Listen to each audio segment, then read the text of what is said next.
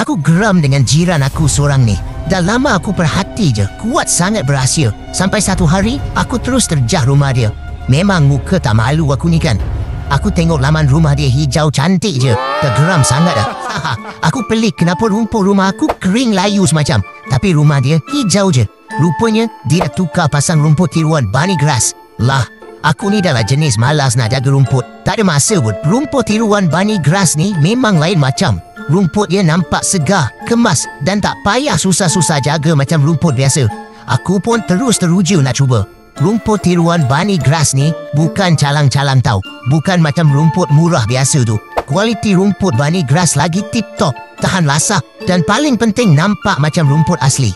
Jimat masa, jimat tenaga, tak perlu nak susah-susah jaga maintenance. Rumah terus nampak cantik.